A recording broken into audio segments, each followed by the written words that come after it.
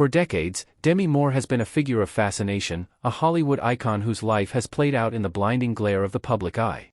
From her meteoric rise as a member of the Brat Pack to her status as the highest-paid actress in the world in the 1990s, her choices, both professional and personal, have been endlessly dissected. Yet, for all the scrutiny, one chapter of her life has remained shrouded in a pain she only recently felt strong enough to articulate: her marriage to Ashton Kutcher. At 62, in the clear-eyed, reflective space that often comes with the sixth decade, Moore has finally opened up with a startling, brutal honesty in her memoir, Inside Out. And the revelations about her 8-year marriage to the man 15 years her junior are not just tabloid fodder, they are a heartbreaking portrait of a woman unraveling, trying to hold on to a self that was slipping through her fingers. To understand the gasp-worthy nature of her confessions, one must first understand the context of the fairy tale as it was sold to us. When Demi Moore and Ashton Kutcher first got together in 2003, they were Demi and Ashton, a cultural phenomenon. He was the lanky, irreverent star of that 70s show and the creator of Punk'd. She was a bona fide A-list movie star, a mother of 3, and a symbol of sophisticated, mature beauty. Their relationship was a media sensation. The age gap was a constant headline, but they seemed to wear it as a badge of honor. He called her "my goddess." She appeared revitalized, younger, embracing a world of tech parties and youthful energy that he brought into her life. Their 2005 wedding was a star-studded affair, and for years, they were the epitome of a modern, fun-loving power couple. Their social media presence, they were early, prolific adopters, offered a curated glimpse into a seemingly perfect life, full of laughter, travel, and mutual adoration. But as Moore now reveals, behind the glossy Instagram posts and red carpet smiles lay a deepening chasm of insecurity, control, and profound personal loss. The first seismic crack in their public facade came in 2011, when news of Ashton's infidelity broke just days after their 6th wedding anniversary. He was photographed with a 22-year-old student in San Diego, an act of betrayal that played out on the front pages of every magazine. The couple separated, and the divorce was finalized in 2013. At the time, the narrative was simple: a younger man cheats, the marriage ends. But Moore's account reveals that the infidelity was not the cause of the marriage's demise, but rather a symptom of a much deeper, more insidious sickness that had taken root years before. Perhaps the most shocking revelation from Moore's memoir is the moment she believes her marriage truly began to end. It wasn't a dramatic fight or the discovery of an affair. It was a quiet, devastating ultimatum from Kutcher that struck at the very core of her identity. Moore recounts that Kutcher, concerned about the potential for relapse given her past struggles with addiction, presented her with a choice. He told her that if she ever relapsed, he would leave her and take her 3 daughters, Rumor, Scout, and Tallulah, with him. The statement, "I'll take the kids," was a psychological atom bomb. For Moore, whose own childhood was marked by instability and whose identity as a mother was her most sacred anchor, this was not a protective measure, it was a threat that weaponized her greatest love and deepest fear. It instilled in her a constant, low-grade terror. She describes the profound loneliness of feeling that the person who was supposed to be her partner, her safe harbor, was instead a potential adversary who held the ultimate leverage over her. The foundation of trust, essential for any marriage but particularly for someone in recovery, was shattered. She was now navigating her sobriety not from a place of self-care, but from a place of fear and control. If the ultimatum planted the seed of destruction, Moore describes a specific incident involving a threesome as the moment the entire structure collapsed. In an effort to keep the relationship exciting and to hold on to her younger husband, Moore admits she often felt pressured to engage in sexual situations she was not entirely comfortable with. She details one particular threesome that, in her words, felt transactional and devoid of any real connection or mutual desire. Afterward, she experienced a profound dissociative episode. She looked at herself in the mirror and no longer recognized the woman staring back.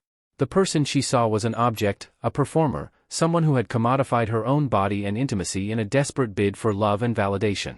"I felt like a commodity," she writes. The experience wasn't about shared pleasure, it was about performance. And in that performance, I lost myself completely. This was not the empowered sexuality she had famously portrayed in Indecent Proposal or G.I. Jane. This was a raw, painful erosion of self.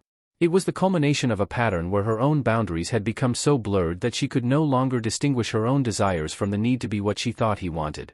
The experience sent her into a tailspin, exacerbating her struggles with body image, self-worth, and substance abuse. As the marriage deteriorated, so did Moore's health, both mental and physical. She describes a period of rapid, drastic weight loss, where she became a ghost. Friends and family expressed concern, but she was trapped in a cycle of control and self-punishment. The vibrant, powerful woman the world knew had been reduced to a fragile, anxious shell.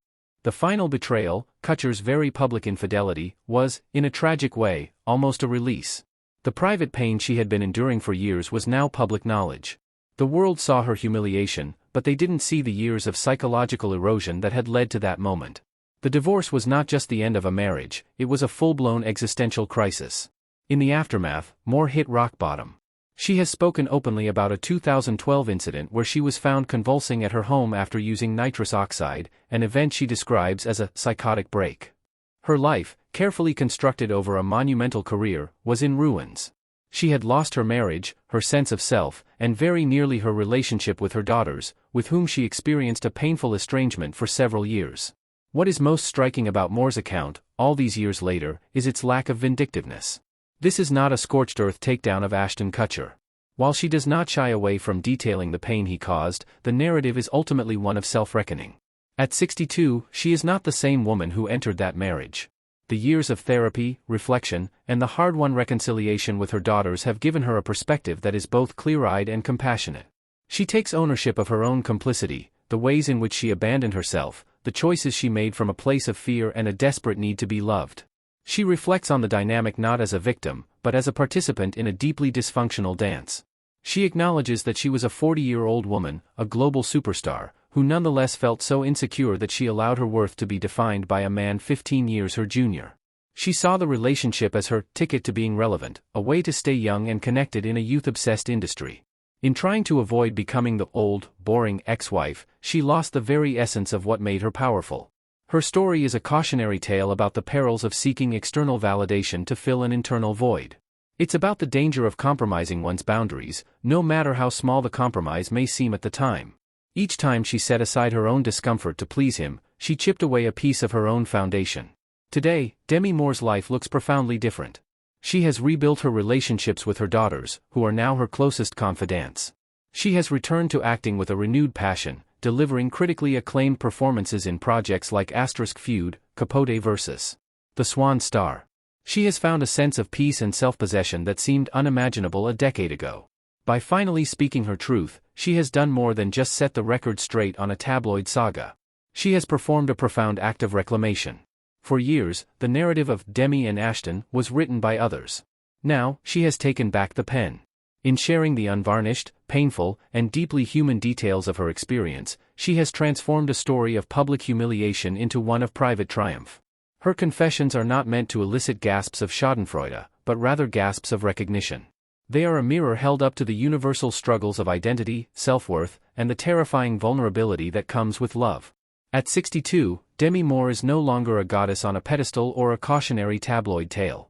She is a woman who has walked through fire, faced the darkest parts of herself, and emerged on the other side, whole, honest, and finally, powerfully, herself. And that is a story far more compelling than any fairy tale.